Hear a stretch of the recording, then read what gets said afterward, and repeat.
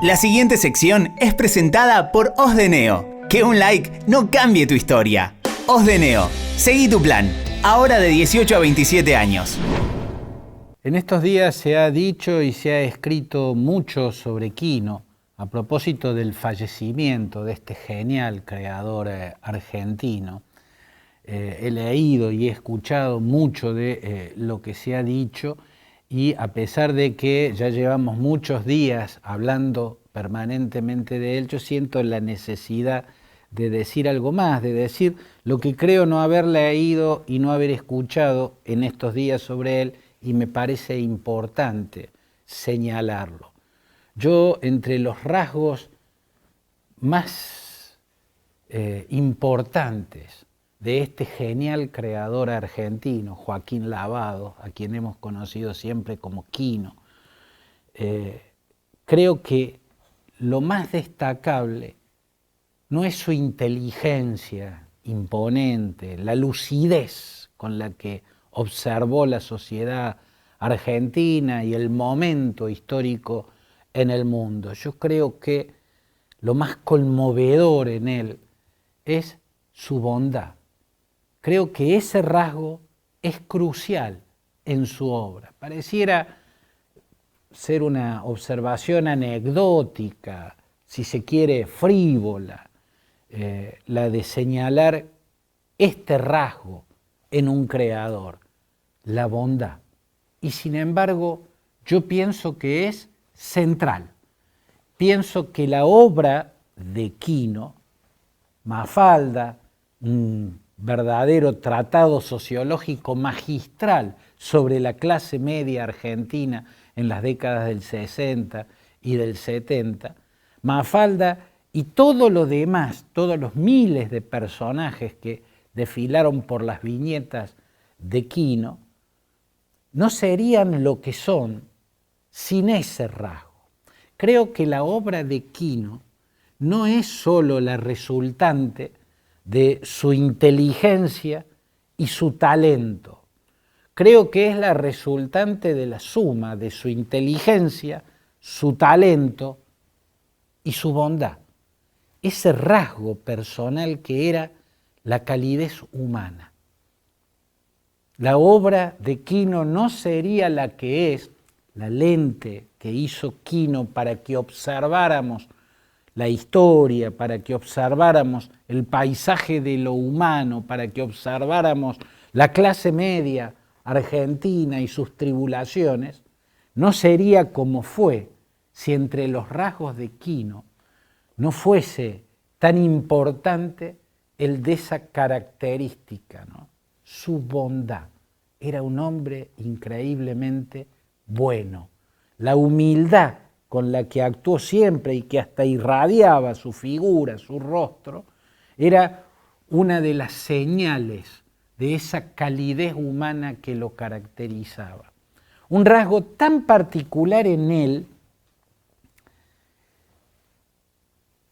que incluso generó lo que generó, siendo él, y acá voy a otro rasgo que me parece fundamental, un escéptico, un pesimista. ¿En qué términos? En términos de la condición humana. Frente a la naturaleza humana se puede ser, a grandes rasgos, optimista o pesimista. Los pesimistas, los escépticos, son los que perciben el lado oscuro de la condición humana y perciben que ese lado oscuro ocupa un espacio gigantesco, que es o la mitad o más de la mitad de lo humano está ocupado por ese lado oscuro, ¿no? Los optimistas son aquellos que creen en la condición humana y que en ella solo ven bondades, entonces esperan lo mejor del futuro de la especie humana, porque la naturaleza humana es fundamentalmente buena. Quino pertenecía a la vereda de los pesimistas, de los escépticos respecto a la condición humana. Y esto no es una percepción mía de leer su obra, de ver, de asomarme a su obra.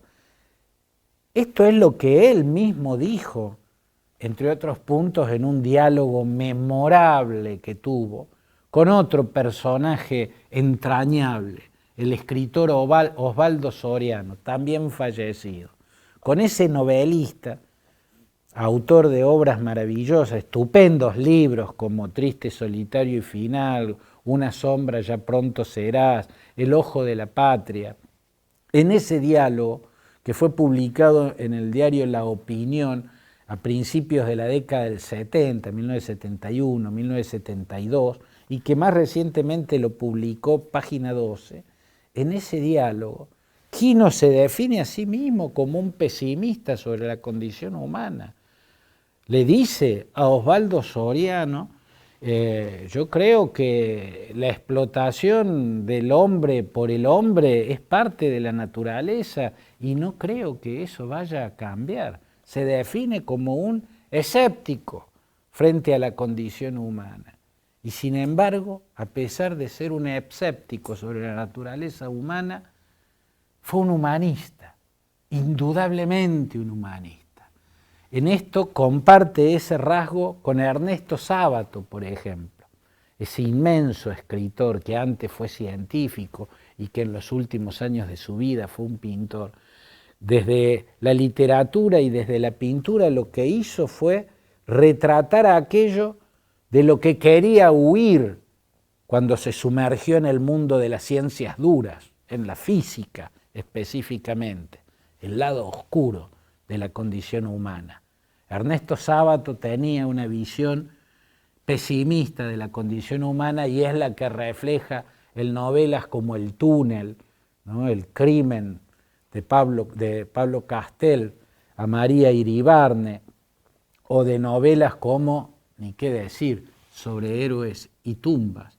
Siendo un escéptico sobre la condición humana, Sábato fue un humanista, alguien que mantuvo un inmenso compromiso con lo humano, militante compromiso con lo humano. Yo los admiro más. Yo admiro más a los pesimistas que tienen compromiso con lo humano que a los optimistas, porque si uno tiene el optimismo que le inocula a uno la ideología o la religión, es fácil ser humanista. Yo valoro a aquellos humanistas que tienen una visión pesimista sobre la condición humana. Era el caso de Ernesto Sábato y era el caso de Quino. Aquí hay otro rasgo. Lo que nos muestra Quino de la humanidad, que es sobre todo una pintura de la explotación del hombre por el hombre, del abuso del hombre por el hombre, del supremacismo de algunos sobre otros, nos describe siempre y en todas las formas posibles la desigualdad, la arrogancia avasallando a la humildad, los poderosos avasallando a los vulnerables, a los débiles. El grueso de la obra de Quino nos muestra eso, desde su compromiso humanista. Esa era la ideología de Quino. Alguna vez en alguna charla pudo definirse como socialista, pero no en los términos ideológicos de alguien que adhiere a un régimen de partido único, en absoluto.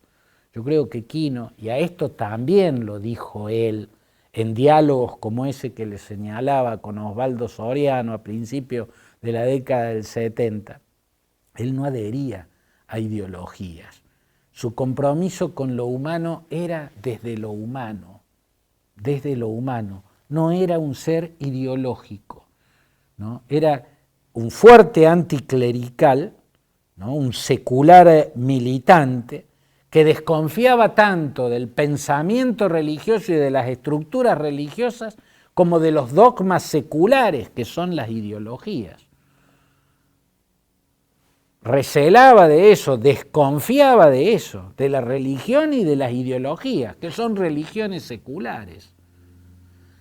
Ese era Quino, un hombre no ideológico, sino puramente humanista, un hombre no religioso, sino puramente humanista, y el mejor de los humanismos, porque el suyo surgía no de una visión fantasiosa por el optimismo que inoculan las ideologías o las religiones, no, salía de una mirada cruda y lúcida sobre la realidad de la especie humana y la traducía con esa calidez y con esa humanidad tan gigantesca que hasta tenía la generosidad de mostrarnos los paisajes distintos de la desigualdad de modo tal que nos sacaba una sonrisa y hasta una carcajada a veces, pero no porque haya sido un humanista.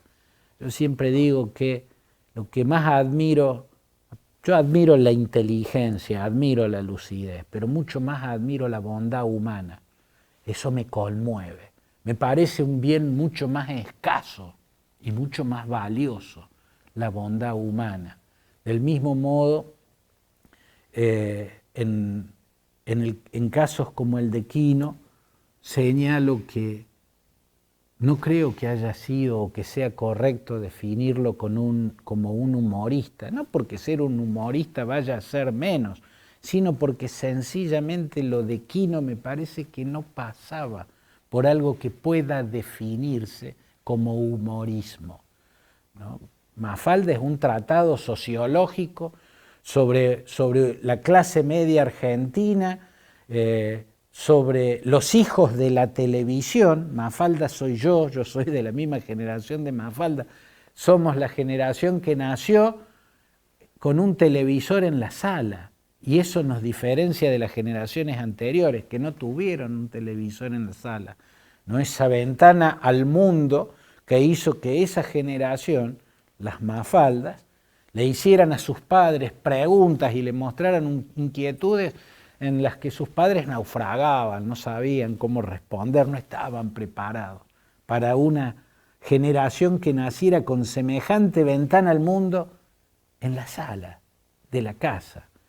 Creo que lo de Quino era fundamentalmente sociología, lo expresaba de ese modo porque era un estupendo dibujante y porque tenía esa generosidad tan grande, esa generosidad que irradiaba desde su humildad hasta su obra, una obra en la cual la bondad no es un rasgo periférico o anecdótico, es central, tan central como su lucidez. Sin esa lucidez confluyendo con esa gigantesca dosis de bondad, no hubieran existido esos personajes que nos mostraron al mundo con la generosidad de sacarnos una sonrisa y hasta una carcajada.